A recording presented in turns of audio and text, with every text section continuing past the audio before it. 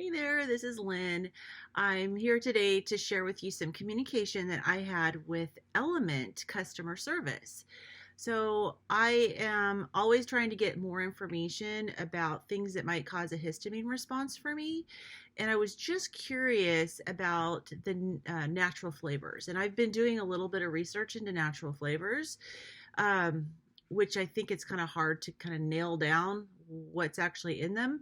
But I figured, well, I'm just going to email Element's customer service and ask them and see what they say.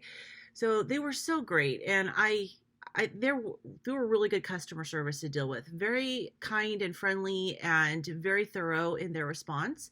And I asked them if I could share it on my channel, and they said yes, absolutely. So that's what I'm doing. So I've got my phone here because that's where I have the email. But I did ask them about the natural flavors, and they said, glad you asked! Exclamation point. So yay. So they said the powdered flavors that we use in the Element stick packets are created using a spray dry process that turns liquid flavors, and they put in parentheses, botanical and spice extracts, in this case fruit extracts, into a fine dry powder that delivers taste in a blendable and shelf stable form. So I know that natural flavors, from what I've read in the US, have to literally actually be natural. They can't be synthetic. In some other countries, they can be synthetic. I think I read that Canada, they can actually be synthetic, which is weird. Like, why would you call it natural if it's synthetic? But anyways, so they said the process of encapsulating a flavor's taste from liquid flavors into powder via the spray drying generally utilizes only water, the flavor carrier, and the flavor itself. For some flavors, a very small amount of ethyl alcohol, and they said 0.001 to 1%, is used as a solvent. The heat involved in the spray drying process causes the alcohol to evaporate. So I gather from that there should be no residual alcohol left in the final product. So they said to create a specific taste, flavor chemists blend aromatic chemicals. Now, chemicals doesn't mean synthetic. So I was kind of thrown off a little bit by that phrase, but I did go back and read that in the US, the FDA said it has to be natural. So chemicals can be natural or synthetic. So don't worry about that word they used. So to create the specific case, flavor chemists blend aromatic chemicals, essential oils, botanical extracts, essences, and flavor carriers to achieve the desired flavor.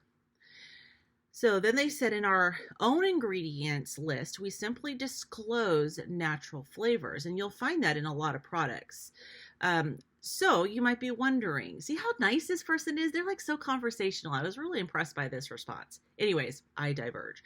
So you might be wondering, why Element doesn't break it down and list out our every single chemical that is in their natural flavors. And actually, I kind of already knew the answer to this already. Quite simply, the answer is about intellectual property. And of course, companies do have to protect their own specific formulas. Otherwise, someone can just, duplicate what they're doing. So I get that. I understand. The flavor system is proprietary and sharing exactly what is in each natural flavor compound. So a hypothetical example being 15 different natural oils, which combine to taste like orange flavor, is not possible. So I get that. I understand. If natural flavors don't, now this is really key. And especially if you're not sure, if you're maybe having a bit of a histamine reaction to something in, like, say, a particular flavor of element, and we don't know for sure, like, what specifically is in it. So they said if natural flavors don't jive with your health needs, keep in mind that we have the raw unflavored version, which I was aware of that, but it has no stevia and no natural flavors at all. And then they gave me a link. They said they also share some great homebrew recipes on our blog post. I will put a link to that blog post in the description of this video. And they said, we welcome you to check it out if you're interested. And I did follow the link, and it's a recipe basically for their raw unflavored element. So I'm assuming you'd have to get the powdered versions of each of the the products, and I would say a gram scale. Make sure that you're measuring it out properly.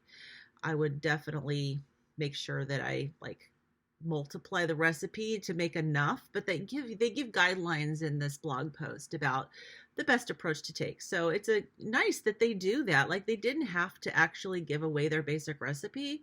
Not that it'd be really challenging to figure out because they do list the items on the package and the quantities, so you could just use that to create your own. But I thought that was really nice that they do that. So, anyways, yeah, they said if you need further assistance, don't hesitate to reach back, and I'd be more than happy to help. And they signed it "Salty Regards." I love that. So, anyways, that's their salty support team. Anyways, I wanted to share that, and so if you want to make your own electrolytes, if there's a concern that something in the natural flavors of the element might be causing somewhat of a reaction to, you can either order the raw and flavored from them, which honestly for me is more convenient. I really like having those packets. Now I only use like half a packet at a time, but still, like I will use a half a packet, I'll fold it over and I have a place where I put it, and then I'll come back and use the rest of the packet later. Because just the cup that I carry around isn't huge. I don't like carrying around these big old huge, water bottles. So I have a smaller cup, and so I only use half a packet at a time. But anyway, so for me, the packets are more convenient, and you can stick them in your purse or wherever in your pocket and take them with you. But if you want to, you can just create your own electrolytes, and I'm assuming it's less expensive. So if cost is an issue, then consider doing that. So anyways, that's what I had to share today, and I was very pleased that they said yes, I could share this on my channel, and I hope that it's helpful to somebody. Again, I've been researching and kind of digging into learning more about natural flavors, just trying to get my reactivity under control and figure out like why do I keep reacting to things. My reactions have gone way down, so, and especially with avoiding the high histamine foods, but anything that goes into your mouth could be a concern. And I did in my video on the low histamine carnivore diet, I put a link to the food list that I use, and it does have a very thorough list of supplements and additives and seasonings and all those little ingredients that, if you're really sensitive, could be causing a problem for you. So anyways, that's it for right now, and I hope that everyone is having a wonderful day. Bye-bye.